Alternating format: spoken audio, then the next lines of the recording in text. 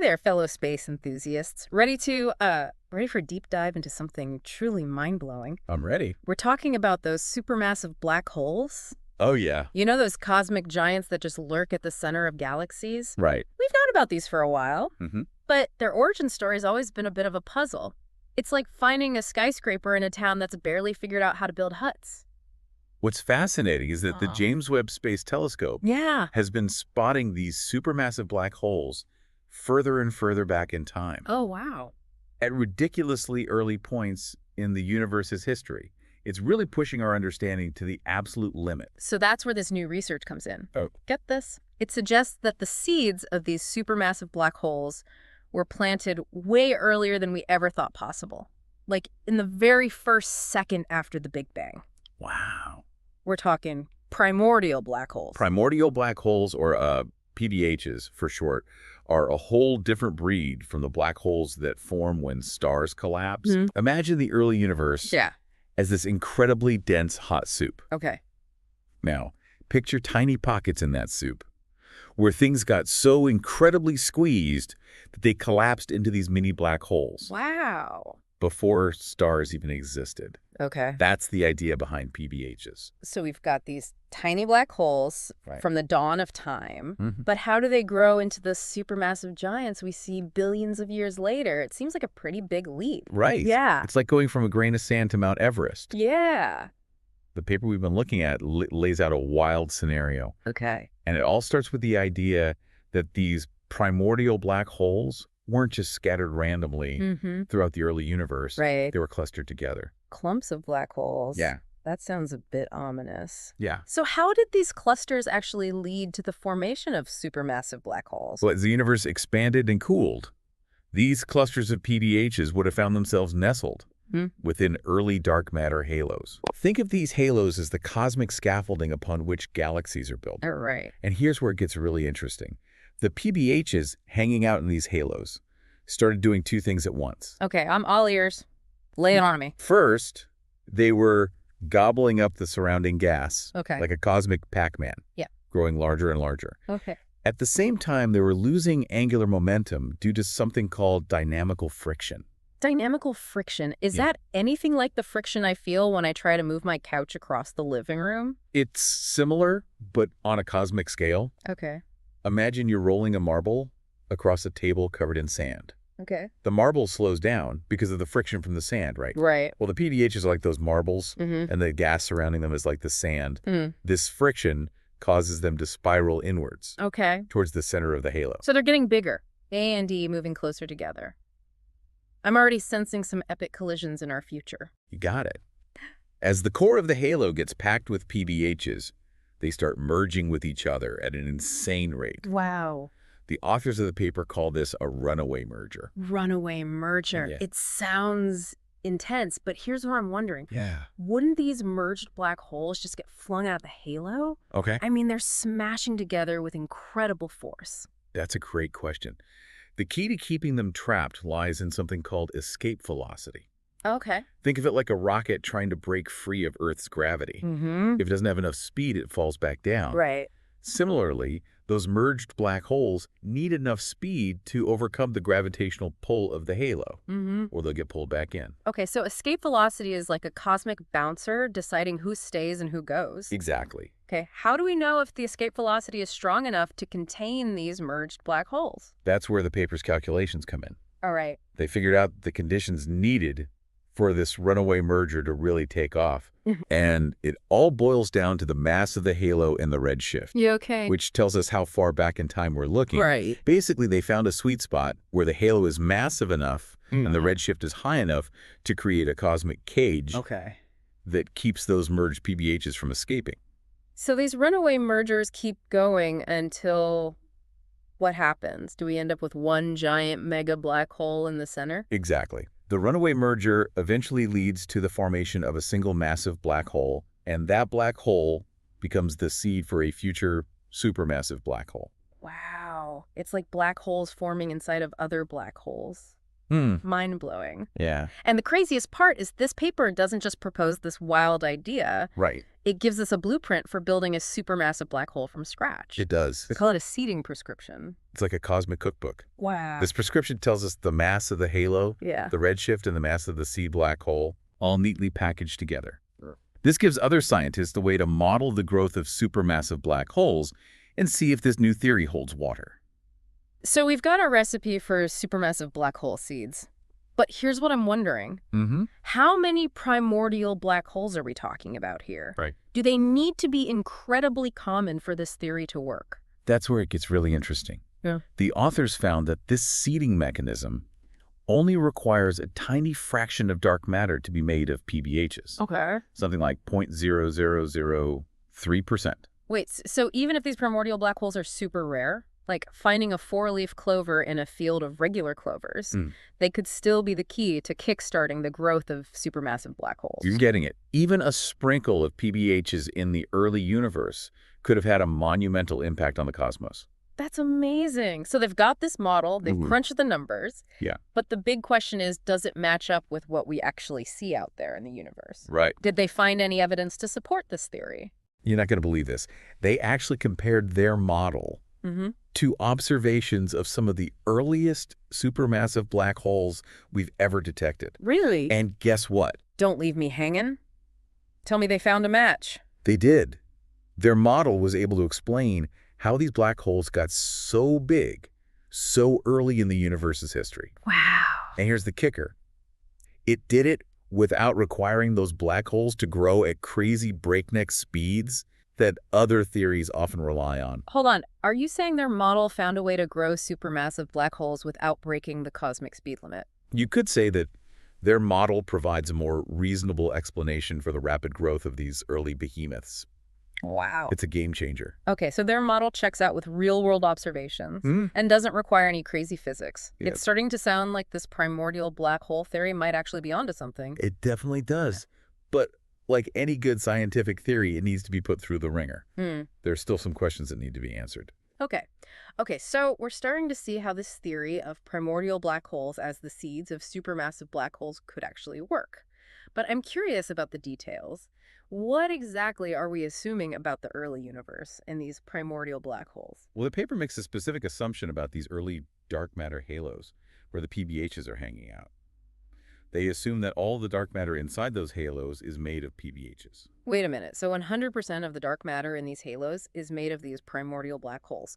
Doesn't that seem like a big assumption? It does sound like a leap, but it's important to remember that we're only talking about the dark matter inside these specific halos, not the total dark matter content of the universe.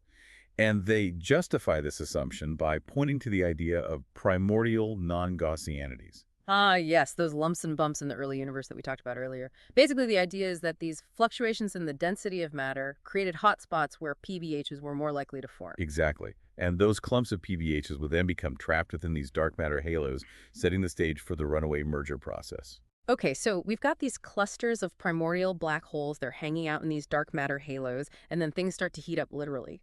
The paper talks about the halo's virial temperature exceeding a certain threshold. Can you break that down for us? Imagine the gas inside these halos as a giant cosmic sauna. As the halo grows, the gas particles inside it move faster and faster, bumping into each other and generating heat. This heat is measured by the virial temperature. So a high virial temperature means things are getting pretty toasty inside those halos. But what's so special about this temperature threshold? It's like reaching a tipping point. Once the virial temperature exceeds the atomic cooling threshold, something amazing happens. The gas inside the halo can finally start to cool down and condense. It's like turning down the thermostat in that cosmic sauna.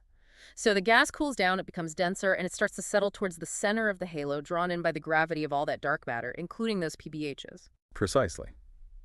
And as the gas condenses, it starts to interact with those primordial black holes.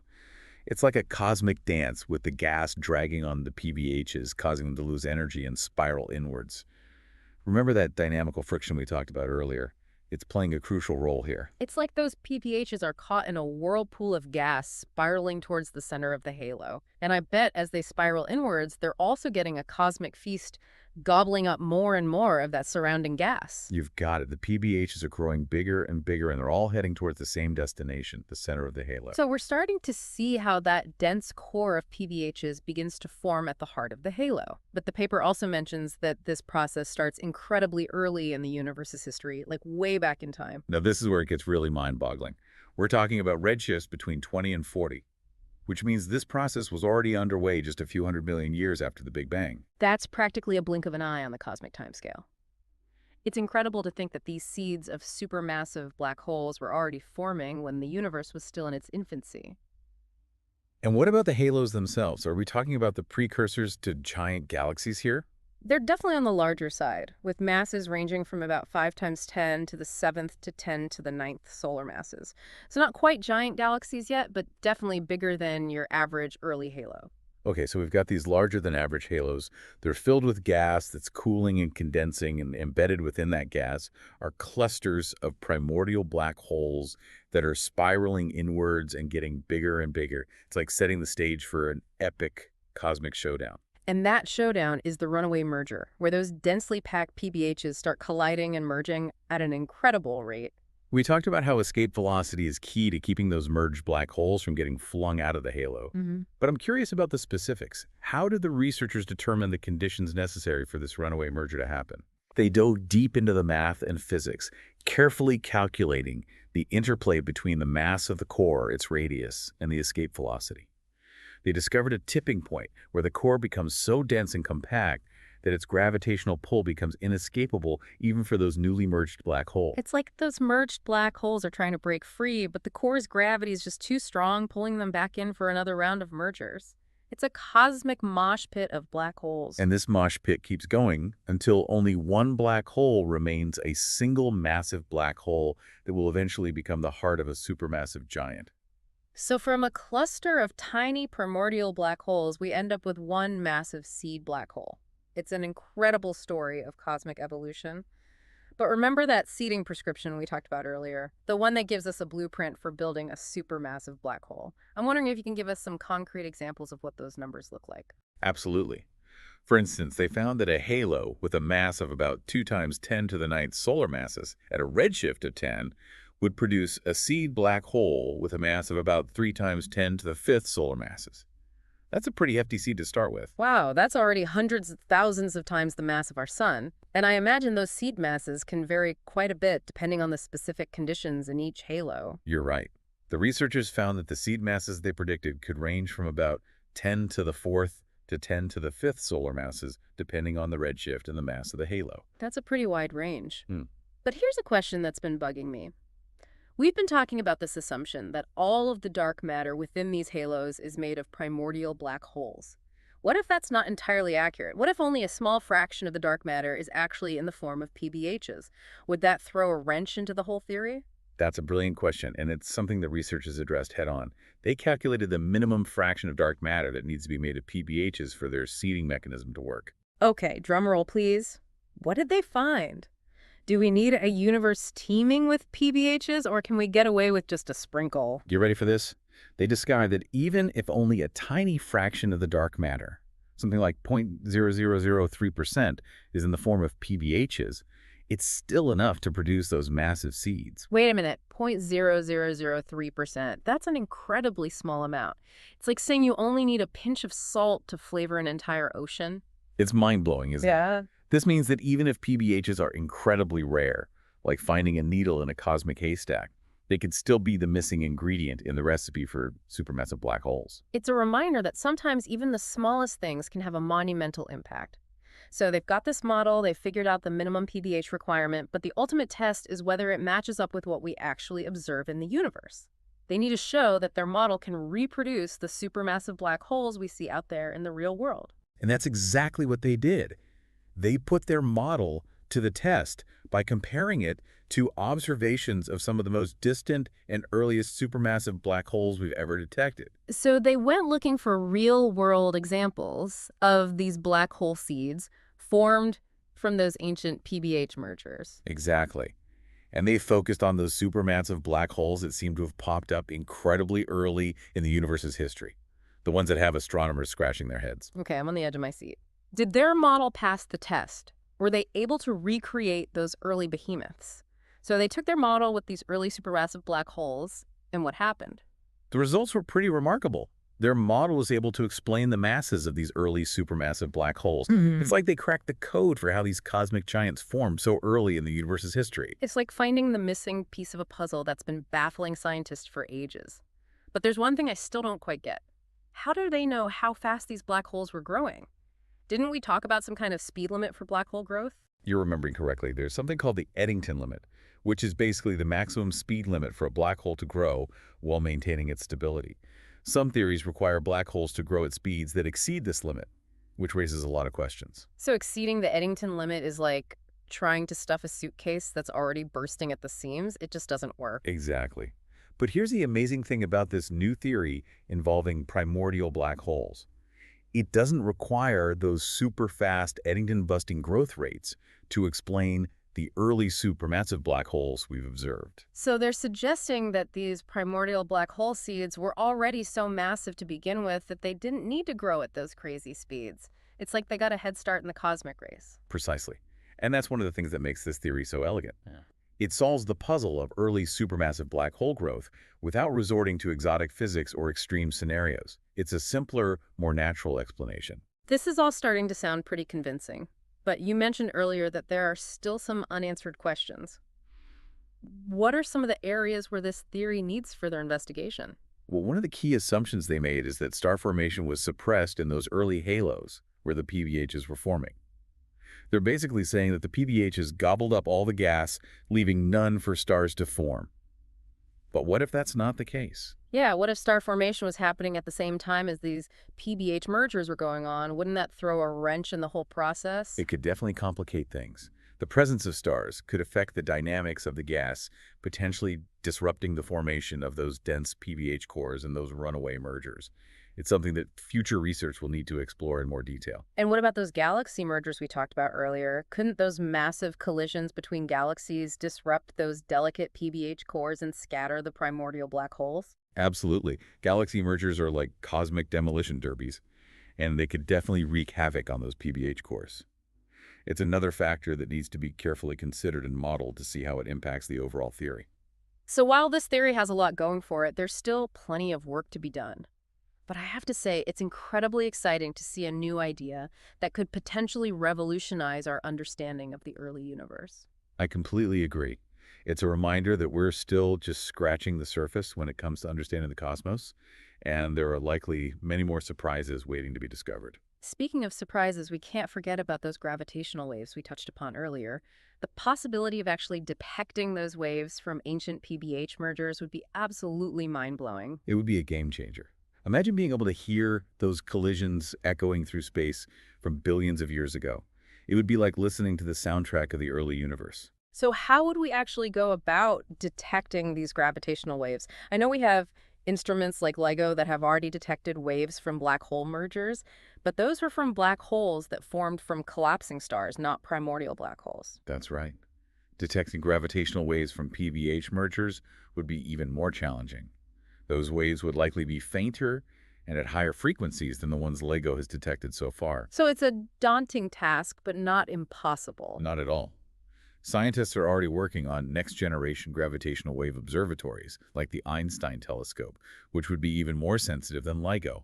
With these advanced instruments, we might be able to finally catch those whispers from the dawn of time. It's incredible to think that we might one day be able to directly observe the echoes of these primordial black hole mergers, confirming their existence and validating this entire theory. It would be a landmark achievement in our quest to understand the universe. It would be a testament to human ingenuity and our insatiable curiosity about the cosmos. Well, we've covered a lot of ground today, from those tiny primordial black holes forming in the first moments of the universe to the supermassive giants we see at the hearts of galaxies billions of years later. It's a story of cosmic evolution that's still being written, and this new theory has added an exciting new chapter. It's a reminder that the universe is full of mysteries, and that the more we learn, the more we realize how much we still don't know. And that's what makes it so exciting. The quest for knowledge never ends, and who knows what other mind-boggling discoveries await us out there in the vast expanse of space and time. If this theory is correct, it means that the seeds of supermassive black holes were planted in the very first moments of the universe.